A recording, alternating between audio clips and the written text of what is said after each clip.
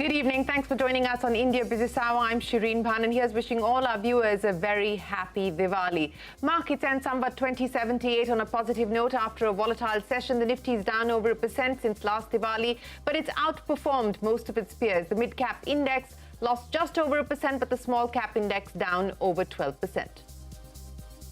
Telecom and retail businesses deliver a strong second quarter for Reliance Industries. Jio reports margins above 50%, revenue growth above 20% for the third straight quarter. Hindustan Unilever delivers a mixed bag. Revenue and volumes largely in line with estimates, but inflation eats into margins even as lower tax outgo boosts profits. Boris Johnson and Rishi Sunak are leading the race to become the next Prime Minister of the UK. A new poll shows support for the Conservatives among the British public is down to 14%, which is the lowest in polling history. Ukraine's President Zelensky warns that Russia is planning to attack a hydroelectric dam in Kherson, which can cause serious flooding in the region. The US claims Iran is directly engaged in the war by providing drones and technical support to Russian pilots to bomb civilian targets. As he attempts to gather funds for a $44 billion acquisition of Twitter, Elon Musk has told prospective investors that he plans to cut 75% of Twitter's workforce, according to the Washington Post. But Twitter's management circulates an internal memo among employees saying there are no plans for any company-wide layoffs. And will this Diwali bring cheer for the retail industry? We take stock of the mood across the key business districts in Delhi and Mumbai. Well, let's start with the market action. It has been a positive close for somewhat 2078. The Sensex and the Nifty finally closing in the green after a fairly volatile session. But it's also been a solid week for the stock markets, with both the Sensex and the Nifty gaining over 2%, which is the biggest weekly rally that we've seen in the last 3 months. For the year, that is somewhat to somewhat. The Nifty is down 1%, the mid-cap index is down over 1%. The small-cap index is, however, down over 12%. Nigel D'Souza standing by with the market performance from last Diwali to date. Nigel. You know, a lot of things got thrown at us, whether it was COVID, the post-COVID impact as well, particularly in China, whether it was the hawkish Fed, the Reserve Bank of India as well was hiking rates.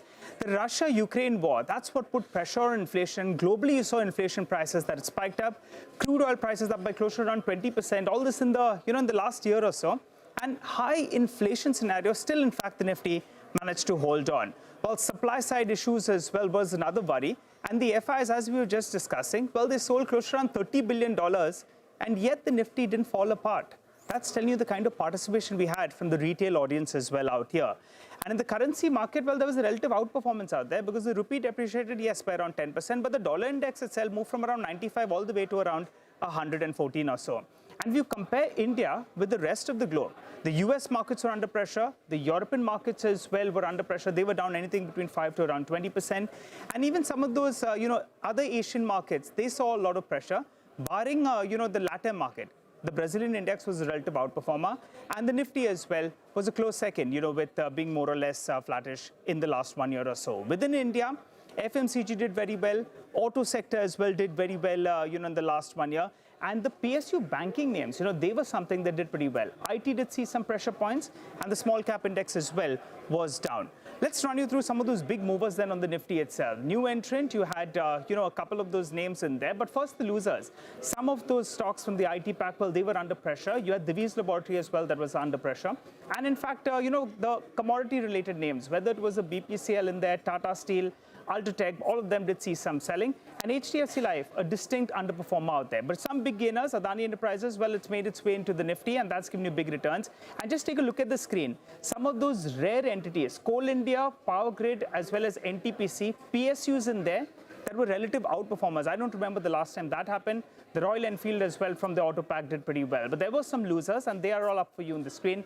Some of them seem to have lost their way. Godrej Properties, you had India Bulls Housing Finance, IEX, India Mart, some of these stocks, well, they ran away a goodish bit, and then they came in for some profit taking. But let's wind this down with some of those big gainers. HAL, out of nowhere, the defense play, TVS Motors as well continues to run ahead, and a couple of those PSU banking names in there as well, up and about in the last 1 year or so. But guys, it's still a happy Diwali, because despite all the challenges that we had, the Nifty was still more or less flattish. Back to you guys.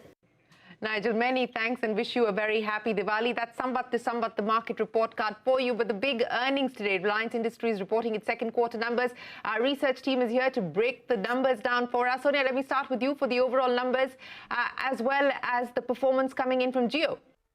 Well, thanks a lot for that. It was a mixed bag this time around. So very strong consumer-facing businesses, both Jio and retail had a good showing this time. But there was weakness definitely in the oil to chemicals segment. But the consumer-facing businesses now contribute about 50% to the overall EBITDA. So in that context, it was not such a bad showing at all. The consolidated revenues came in at 2.3 lakh crores versus 2.1 lakh crores same last quarter.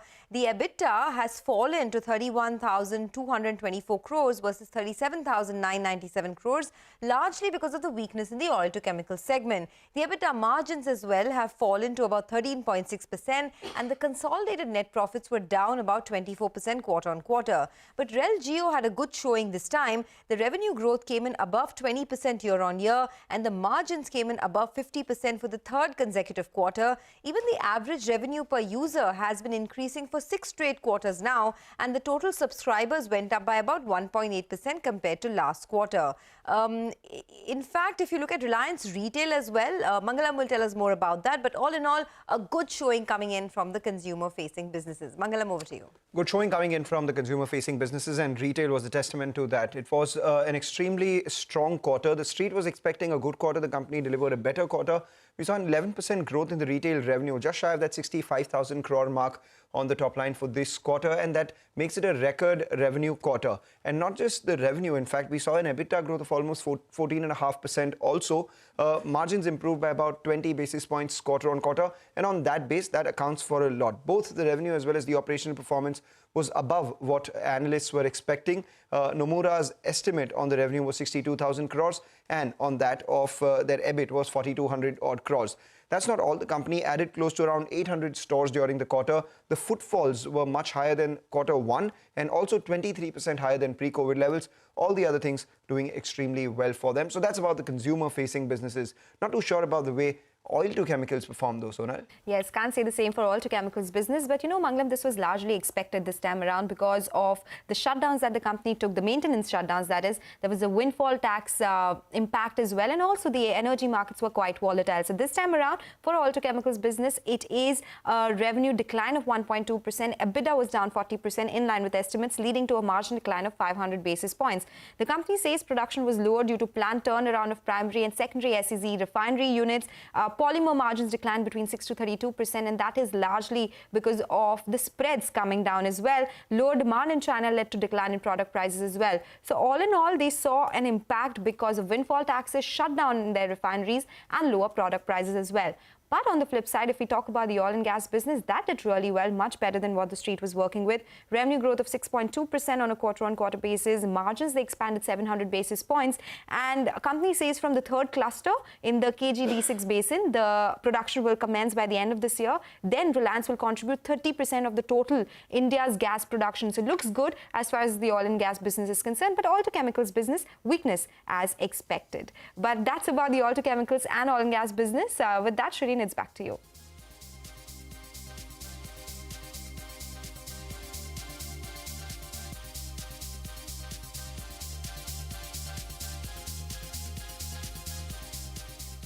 Well, that's Reliance. And staying with earnings, Hindustan Unilever has delivered a mixed bag. Revenue and volumes largely in line with estimates, but high inflation has hit margins. Shilpa joins us now with the breakup. Shilpa, take us through the numbers as well as the management's commentary.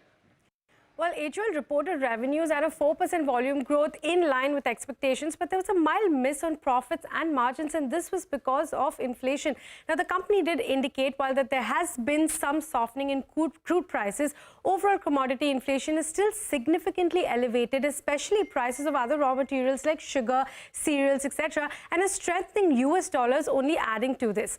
Now, from a category point of view, home care outperformed this quarter. Beauty and personal care saw moderate 11% 7% growth, but a slowdown in foods and refreshments category, which saw only about a 4% growth. Now, HUL's top brass said that the company continues to be cautiously optimism. Now, the cautiousness comes from a continued rural slowdown and inflation that's impacting volumes, but the company has outperformed the market, which is still seeing negative volumes. But September, it says, has been a particularly good month, and that's where HUL says the optimism comes from.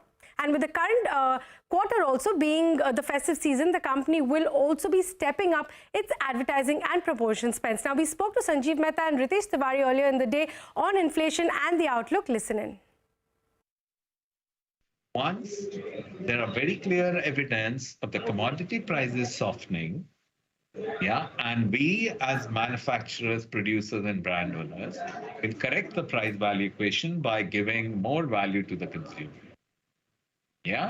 That is the time when the volume you should start seeing. But during this period, like Ritesh has rightly said, the growth is going to be price-led. Well, that's Sanjeev Mehta of HUL. From one FMCG company to another, ITC reported its numbers late last night. Second quarter numbers were higher than street estimates, with revenue growth in double digits across all segments. The hotel and cigarettes business led the growth. The company's standalone profit was up nearly 21% year-on-year. EBITDA was up nearly 40% compared with the previous year.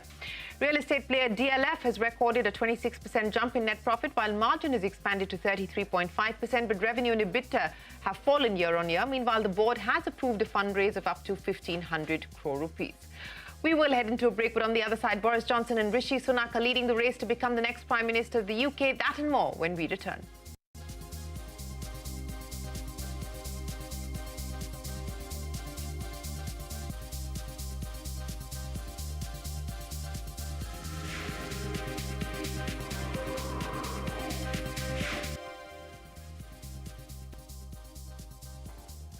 Well, Google has issued a response after the Competition Commission imposed a penalty of more than 1,300 crore rupees for anti-competitive practices. In a statement, Google says, and I quote, "CCI's decision is a major setback for Indian consumers and businesses, opening serious security risks for Indians and raising the cost of mobile devices for Indians. We will review our decision and evaluate the next steps." End of quote. The CCI's order had said that Google leveraged its dominant position in the online search and app store for Android to protect its in-house app. CCI has also barred Google from offering incentives to smartphone makers for carrying its search services. News in the aviation space. Air India has appointed Henry Donoghue to head the Safety, Security and Quality Department. Donoghue will take over the role from the 7th of November. He's extensively worked with various international carriers and has also served on the IATA Safety Committee and Flight Safety Foundation Board of Governance. And news for SpiceJet coming in as relief this Diwali. Aviation regulator, the DGC, has removed the 50% cap on SpiceJet's flights for the winter schedule. SpiceJet's flights were restricted due to safety violations. From the 30th of October now, the airline will be able to operate with full capacity. The low-cost carrier can operate nearly 3,200 flights per week till the 25th of March 2023. The Central Board of Indirect Taxes and Customs has extended the due date for filing the GSTR 3B returns for September by a day till the 21st of October. The department also received complaints regarding the system being slow. Earlier this month, technical glitches had led the Income Tax Department to extend the due date for filing the tax audit reports for fiscal 22 by 7 days to the 7th of October. The Revenue Department has raised the red flag on possible tax evasion by offshore online betting platforms. The department's analysis shows that offshore apps are making huge profits from consumers and clients from India. The department is in talks with the Ministry of Electronics and Information Technology to ban those who are not paying taxes. The big global story, UK, which is grappling with an economic crisis, will now see a leadership change yet again after Prime Minister Liz Truss bowed out of office after a very tumultuous 45-day term. What's interesting is Boris Johnson, whose resignation earlier this year catapulted Truss to the UK's Prime Minister's post for the shortest term ever, is leading the leadership race. Rishi Sunak, who lost out to Truss in the Tory leadership battle, is also in the reckoning. Candidates who wish to run for the next Prime Minister will have to garner support of 100 MPs by 2 p.m. on Monday. Sanjay Suri gets us the latest. Sanjay.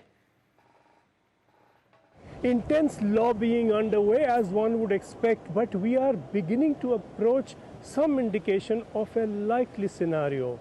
We have reports from very senior sources in the Conservative Party that Boris Johnson's team and Rishi Sunak's teams are in talks currently with a view to some sort of agreement over this election. And of course, we do not have the contours of that yet, but we are likely to fairly soon. As of now, the position of support within the Conservative Party is 60 for Boris Johnson, 57 for Rishi Sunak, 20 for Penny Mordaunt. Penny Mordaunt looks like she will now drop out. It will finally be theoretically between Boris Johnson and Rishi Sunak, which is why some talks are on to arrive at some sort of understanding. Clearly, Boris Johnson is having a go, and if it really comes down to two, it is almost certainly Boris Johnson, because were it to get to a contest and were it to be a divided parliament, it still then would go to the Conservative Party members for the final say. And if it comes to that, surely Boris Johnson will win, and surely Rishi Sunak could see that, and he has seen the expressions of support for Boris Johnson all through the hustings in the last round of election. Some sort of agreement is being worked out, which means that we could very well have a Prime Minister in place even before the deadline of Friday, the 28th of October. It, of course, will be rather interesting to see what kind of agreement, if any, we have to underline, can be worked out between Boris and Rishi. But it is now one or the other, and the indications are that it will be Boris with some sort of inclusion for Rishi Sunak, perhaps as Chancellor, as street logic would suggest. We don't have any definite information on that yet, but we will have a very much clearer picture very soon. Well, Sanjay Suri, many thanks for joining us. I mean, the thought that Boris Johnson is back once again in the reckoning, it is, as they say, a day is too long in politics. Now, retailers across Indian cities are upbeat about Diwali, lighting up their finances. A pulse check at key retail markets across the capital and Mumbai show that sales are picking up, even though shopkeepers are unable to offer deep discounts as there has been a spike in inflation. Abhimanyu Sharma and Shilpa Ranipeta report from Delhi and Mumbai.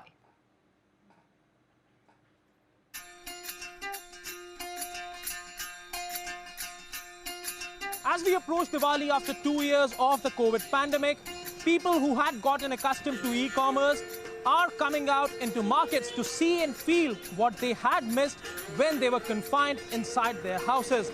The thrill of seeing, feeling and buying gifts for their near and dear ones, as well as shopping for their own selves, is thronging people back into markets and is increasing the footfall of markets, while the trend of niche gifting as well as travel during the festive season is catching up. Here is what traders and shoppers from two of Delhi's most iconic markets, Khan Market and Chandni Chowk, had to say.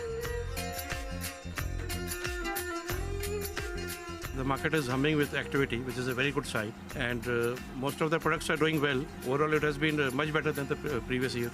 Other than sweets and biscuits and also eatables, people are into other things, like somebody is presenting watches, somebody is giving some electronic. People are buying a lot from niche markets, artisanal markets that have come up over the weekends, and I think definitely there is that sense of coming together. You don't just want to come together online, you want to meet and greet. Tourism is booming, particularly domestic tourism, because as you must be seeing, the hotel rates and the airfares have skyrocketed.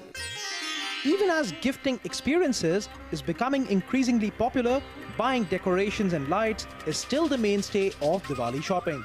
These lanes of Old Delhi's Chandni Chowk are chock-a-block, indicating that the slowdown is behind us, but inflation has clearly impacted buying behavior.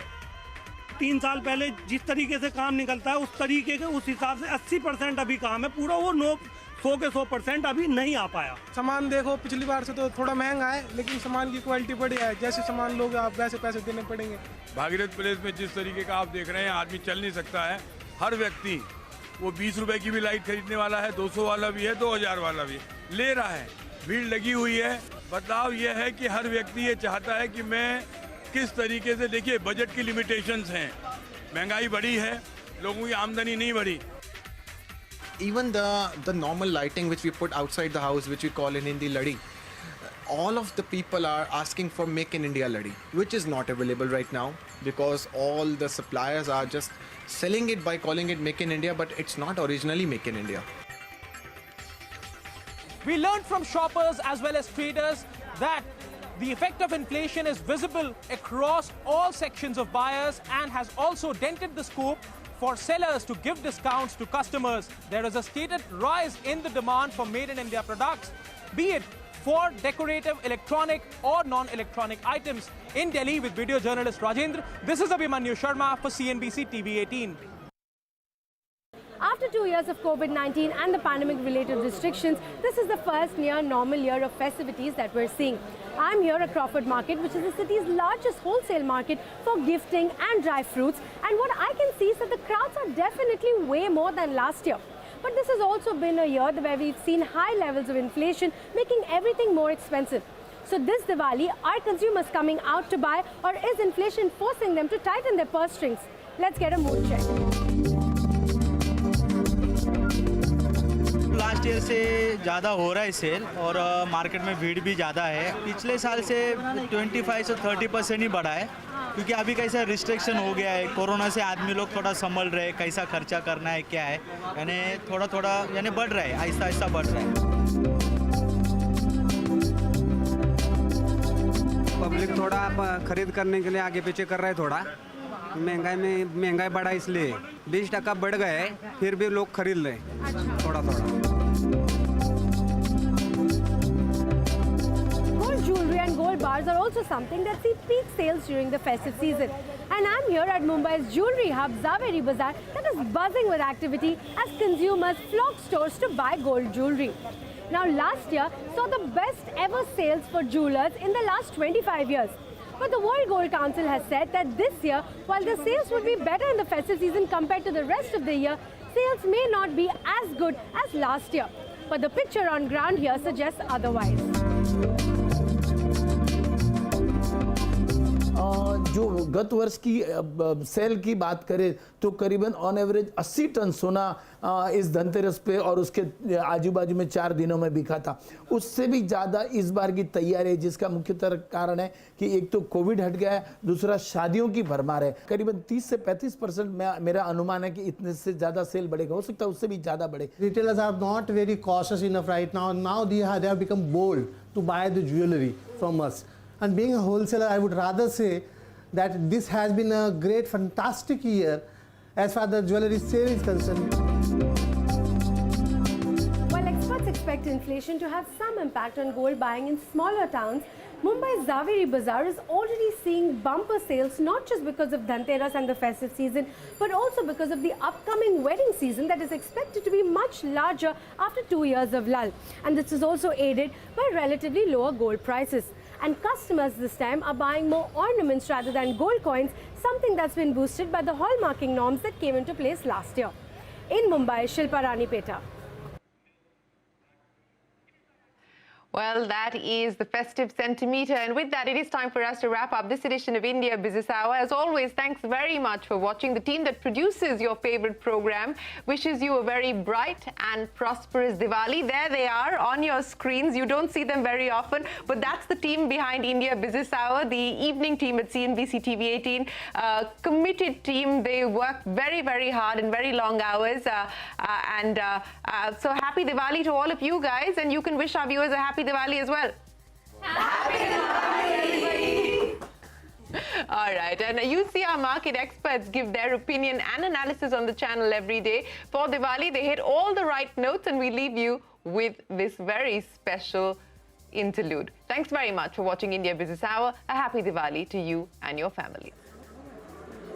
मैं पल दो पल का शायर हूँ, पल दो पल मेरी कहानी है, पल दो पल मेरी हस्ती है, पल दो पल मेरी जवानी है। मैं पल दो पल का शायर हूँ। But then it's a happy occasion, so we got to sing Zindagi. एक सफर है सुहाना, यहाँ